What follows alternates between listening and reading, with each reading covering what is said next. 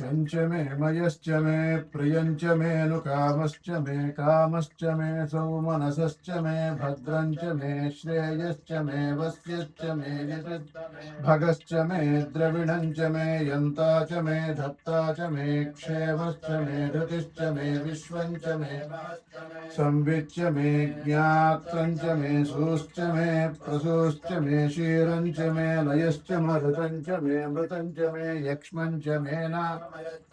जीवातुश्च मे दीर्घायुत्वञ्च मे न मित्रञ्च मे भयञ्च मे सुगञ्च मे शयनञ्च मे शोषा च मे सुदिनञ्च मे ॐ नमो भगवते रुद्राय ऊर्ते रुद्रमन्यव उतोत इषवे नमः नमस्ते अस्तु धन्वने बाहुभ्यामुदते नमः यात इषः शिवतमा शिवं बभूवते धनुः शिवा शरव्या यातवतया नो रुद्रमुडया याते रुद्रशिवा तनूरघोरा पापकाशिनी तया नस्तनुवाशन्तमया गिरिशन्ताभिषादशीः यामिषङ्गिरिशन्तहस्ते बिभर्ष्यस्तवे शिवाङ्गिरित्रतां कुरु माहि पुंसीः पुरुषं जगत् शिवेन वचसा त्वा गिरिसाक्षा वदामसि यथा नः सर्वमिज्जगदयक्ष्मगं सुमना असत् अद्य वोचदधिवक्ताः प्रथमो दैव्योऽभिषक् ईगुश्च सर्वान् जम्पयत् सर्वाश्च यातु धान्यः असौ यस्ताम्रो अरुण उत बभ्रः सुमङ्गलः ये चेमागो रुद्रा अभितो दिक्षु श्रिताः सहस्रशो वैशाखेड ईमहे असौ यो वसर्पति नीलग्रीवो विलोहितः त्रैनं गोप अदृशन्नदृशन्नुदहार्यः उतैनं विश्वा भूतानि सदृष्टा मृडयातिनः नमो अस्तु नीलग्रीवाय सहस्राक्षाय मीदृशे अथो ये अस्य सत्त्वानो हन्तेभ्यो करन्नमः प्रमुञ्च धन्वनस्तमुभयोरार्त्नियोर्ज्याम् याश्च ते हस्त इषवः पराता भगवो वप धनुस्त्वगुं सहस्राक्षशते शुधे निशीर्य शल्यानां मुखा शिवो नः सुमना भव युज्यन्धनः कपर्दिनोऽपि शल्यो बाणवागुम् उत अनेशन्नस्येषव आभुरस्य निषङ्गतिः या ते हेतिर्मेढुष्टमहस्ते बभूवते धनुः तयास्मान् विश्वतत्समयक्ष्मया परिभुजा नमस्ते अस्त्वायुधायानातताय धृष्णवे उभाभ्यामुतते नमो बाहुभ्यां तव धन्वने धन्वनो हेतिरस्मान् वृणक्तु विश्वतः अथो य इषुधिस्तवारे अस्मिन्निधेहितम् नमस्ते अस्तु भगवन् विश्वेश्वराय महादेवाय त्र्यम्बकाय त्रिपुरान्तकाय त्रिकाग्निकालाय कालाग्नि नीलकण्ठाय मृत्युञ्जयाय सर्वेश्वराय सदाशिवाय श्रीमन्महादेवाय नमः नमो हिरण्यबाहवे सेनान्ये दिशां च पतये वृक्षेभ्यो हरिकेशेभ्यो पशूनां पतये नमो सस्पिञ्जराय त्रिशीमते पथीनां पतये नमो नमो बभ्रुषाय विद्याधिनेन्नानां पतये नमो नमो हरिकेशायोपवीतिने पुष्पाणां पतये नमो नमो भवस्य हेत्यै नमो नमो रुद्राय तदाविने क्षेत्राणां पतये नमो नमः सूताय हन्त्याय वनानां पतये नमो नमः रोहिताय स्थपतये वृक्षाणां पतये नमो नमः मन्त्रिणे वाणिजाय कक्षाणां पतये नमो नमः भुवन्तये वारिवस्कृताय औषधीनां पतये नमो उच्चैर्घोषाय क्रन्दयते पत्तीनां पतये नमो नमः कृत्स्नवेताय धावते सत्त्वनां नमः नमः सहमानायुर्व्याधिनीनां पतये नमो नमः ककुभाय शङ्गिणे स्तेनानां पतये नमो नमो निशङ्गि श्रीमते तस्कराणां पतये नमो नमो वञ्चते परिवञ्चते स्थायूनां पतये नमो नमो निचेरवे परिचरायारण्यानां नमो नमः सृगाविभ्यो जिघागुंसभ्यो मुष्णदां पतये नमो नमो श्रीमद्भ्यो नक्तञ्चरभ्य प्रकृन्तानां पतये नमो नम उष्णीषिणे गिरिशर कुलञ्चानां पतये नमो नम इषुमद्भ्यो धन्वाविभ्यश्च वो नमो नम आतन्वाभ्यः प्रतिदधानेभ्यश्च वो नमो नम आयश्चभ्यो नमो नमोऽस्यभ्यो विद्यद्भ्यश्च वो नमो नम आशीनेभ्यः शयानेभ्यश्च नमो नमः स्वपद्भ्यो जाग्रद्भ्यश्च वो नमो नमस्तिष्ठभ्यो धावद्भ्यश्च नमः सभाभ्यः सभापतिभ्यश्च वो नमो नमो अश्वेभ्यो अश्वपतिभ्यश्च वो नमः नमः व्याधिनेभ्यो विविध्यन्तेभ्यश्च वो नमो नमः उगणाभ्यस्तृगुंहति नमो ग्रत्सेभ्यो ग्रत्सपतिभ्यश्च वो नमो व्रातेभ्यो व्रातपतिभ्यश्च वो नमो नमो गणेभ्यो गणपतिभ्यश्च वो नमो विरूपेभ्यो विश्वरूपेभ्यश्च वो नमो नमो महद्भ्यः क्षुल्लकेभ्यश्च वो नमो नमो रथेभ्यश्च वो नमो रथेभ्यो रथपतिभ्यश्च वो नमो नमः सेनाभ्यः सेनानिभ्यश्च क्षत्रुभ्यः संग्रहेतृभ्यश्च वो नमो नमस्तक्षभ्यो रथकारेभ्यश्च कुलालेभ्यः कर्मारेभ्यश्च वो नमो नमः पुञ्जिष्टेभ्यो निषादेभ्यश्च वो नमो नमः इतिकृभ्यो धन्वकृभ्यश्च मृगयुभ्यश्वनिभ्यश्च वो नमो नमः श्वभ्यश्वपतिभ्यश्च वो नमः नमो भवाय च रुद्राय च नमः शर्वाय च पशुपतये च नमो नीलग्रीवाय च नमः कपर्दिने च व्युक्तकेशाय च नमः सहस्राक्षाय च शतधन्वने च नमो गिरिशाय च नमो मेधृष्टमाय चेषुमते च नमो ह्रस्वाय च वामनाय च नमो बृहते च वर्षीयसे च नमो वृद्धाय च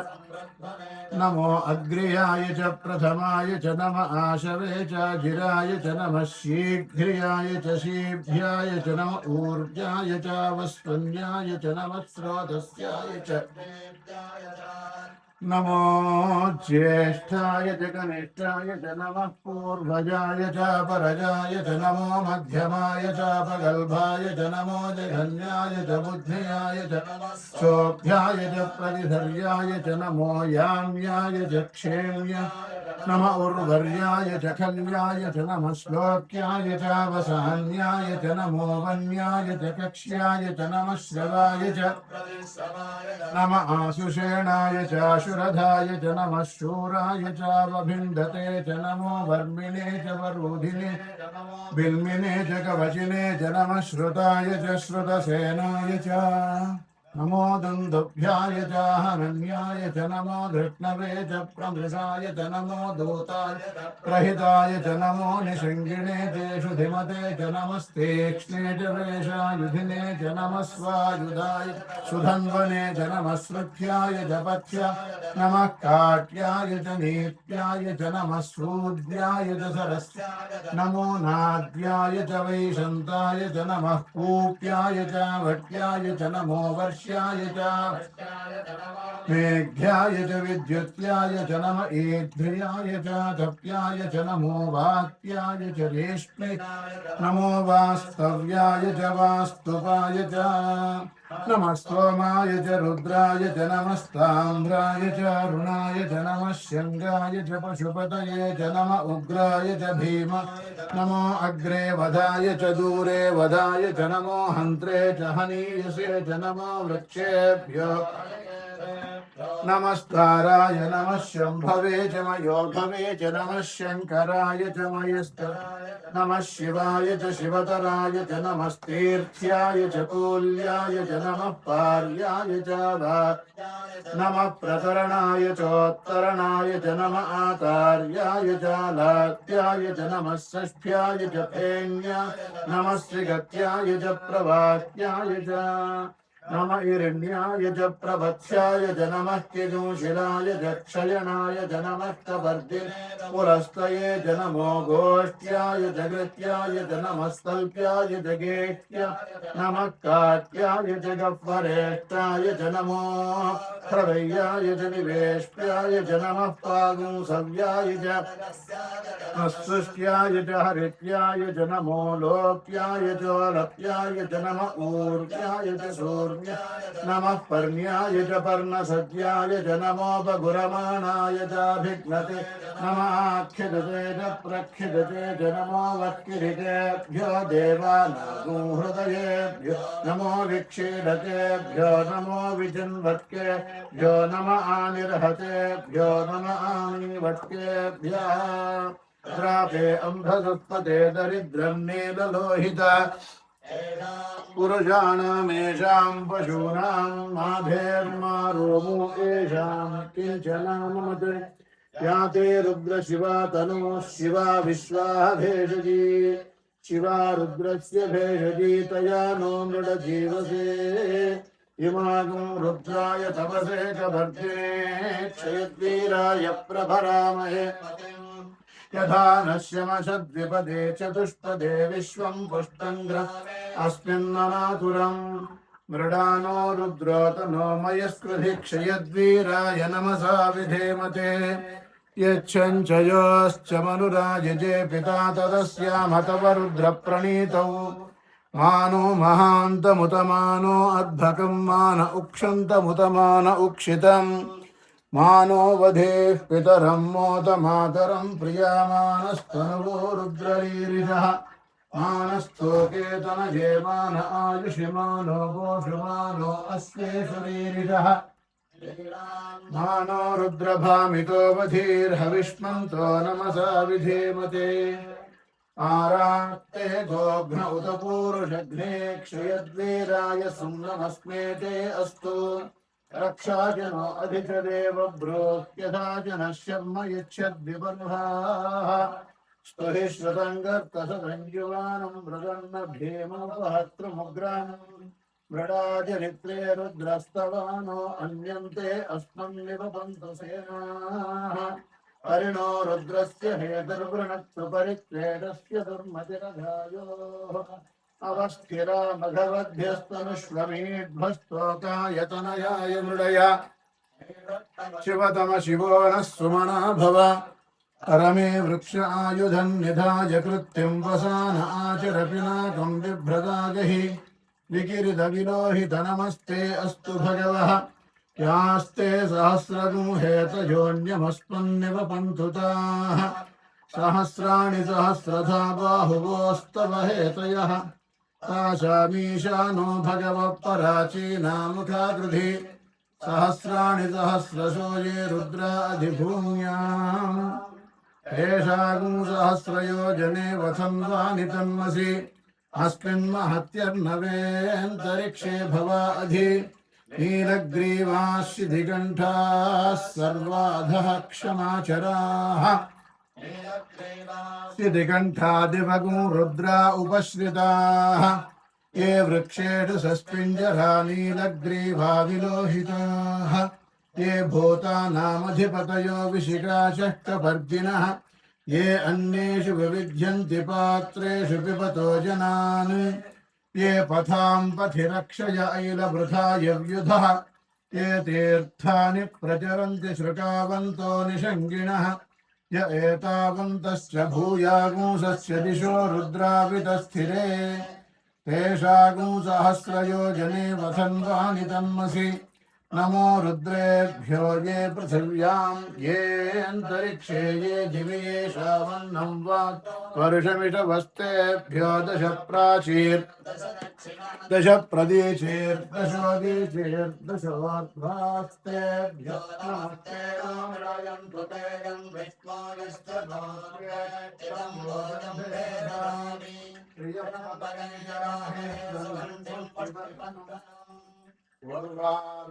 बन्धनान् मृत्योर्मुक्षीयमामृतात् यो रुद्रो अग्नौ यो अप्सुय ओषधीषु यो रुद्रो विश्वा भुवना विवेश तस्मै रुद्राय नमो अस्तु तमुष्टुहयस्रुजस्रुधन् वायो विश्वस्य क्षयति भेषजस्य यक्ष्वामहेशौ मनसाय रुद्रं नमोभिर्देवमधुरन्दवस्य हस्तो भगवान् अयं मे भगवत्तरः अयं मे विश्वभेषजोऽयम् एते सहस्रमयुतं पाशामृत्याय हन्तवे तानु यज्ञस्य मायया सर्वानवयजामहे मृत्यवे स्वाहा नमो भगवते रुद्राय विष्णवे मृत्युर्मे पाहि प्राणानां ग्रन्थिर्हिरुद्रो मा विशान्तकः तेनान्येनाप्यायस्व नमो रुद्राय विष्णवे मृत्युर्मे पाहि ॐ शान्ति शान्ति शान्तिः अग्ना विष्णु सजोषसे मा वर्धन्तु वाङ्गिरः युम्नैर्वाजेभिरागतम् वाजिश्च मे प्रसवश्च मे प्रयतिश्च मे प्रसिद्धिश्च मे धीतिश्च मे क्रतुश्च मे स्वरश्च मे श्लोकश्च श्रावश्च मे श्रुतिश्च मे ज्योतिश्च मे शुभश्च मे प्राणश्च मे बाणश्च मे ज्ञानश्च मे सुश्च मे चित्तं च आधीतं च मे वाक्च मे मनश्च मे चक्षुश्च मे श्रोत्रं च मे दक्षश्च मे बलं च ओजश्च मे सहश्च आयुश्च मे जरा च आत्मा तनूश्च मे शर्म च मे वर्म च मेऽङ्गानि च मे स्थानि च मे परोगं शरीराणि च मे ज्येष्ठ्यं च आधिपत्यं च मे मन्युश्च मे भामश्च मे मश्च मे म्भश्च मे जेमा च मे महिमा च मे वरिमा च मे भस्मा च मे द्राहुया च मे वृद्धं च मे वृद्धिश्च मे सत्यं च मे श्रद्धा च मे जगच्च मे धनं च मे वसिश्च मे त्विषिश्च मे क्रीडा च मे मोदश्च मे जातं जनिष्यमाणं च मे सूक्तं च मे सुहृदं च मे वित्तं च मे वेद्यं च मे भूतं च मे भविष्यत् सुखं च मे सुपथं च मरुद्धं च मरुद्धिश्च मे कृत्तं च मे कृत्तिश्च मे मतिश्च मे सुमतिश्च मे क्षञ्च मे मयश्च मे प्रियं च मे नुकामश्च मे कामश्च मे सौमनसश्च मे भद्रं च मे श्रेयश्च मे वस्यश्च मे यशश्च मे भगच्च मे द्रविणं यन्ता च मे धर्ता च मे क्षेमश्च मे धृतिश्च मे विश्वं च मे महश्च मे संविच्च मे ज्ञात्रं च मे सूश्च मे प्रसूश्च मे क्षीरं च मे लयश्च लक्ष्मं च मे नामयश्च मे जीवातुश्च मे दीर्घायुत्वं च मे नमित्रं च मे भयं सुगं च मे शयनं च मे सोषा च मे सुदिनं च मे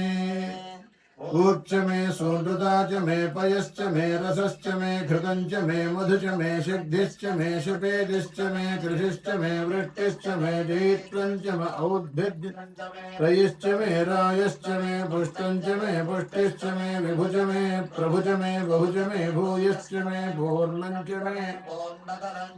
क्षुदिश्च मे कूयवाश्च मेऽन्नं च मे क्षुश्च मे व्रीहयश्च मे जवाश्च मे माशाश्च तिलाश्च मे मुद्गाश्च मे खल्वाश्च मे गोधूमाश्च मसुराश्च मे प्रियङ्गवश्च मेणवश्च मे श्यामाकाश्च नीवाराश्च मे अस्मा च मे मृत्तिका च मे गिरयश्च मे पर्वताश्च मे शिखताश्च मे वनस्पतयश्च मे हिरण्यं च मे शेषं च मे त्रपुश्च मे श्यामं च मे लोहं च मे अग्निश्च आपश्च मे वीरुदश्च कट्टभक्षं च मे कट्टभक्षं च मे ग्राम्याश्च मे पशवारण्याश्च यज्ञेन कल्पन्तां वित्तं च मे वित्तिश्च मे भूतं च मे वसतिश्च मे कर्म च मे शक्तिश्च मे अर्धश्च म एमश्च म इतिश्च मे गतिश्च मे अग्निश्च म इन्द्रश्च मे सोमश्च म इन्द्रश्च मे सविता च म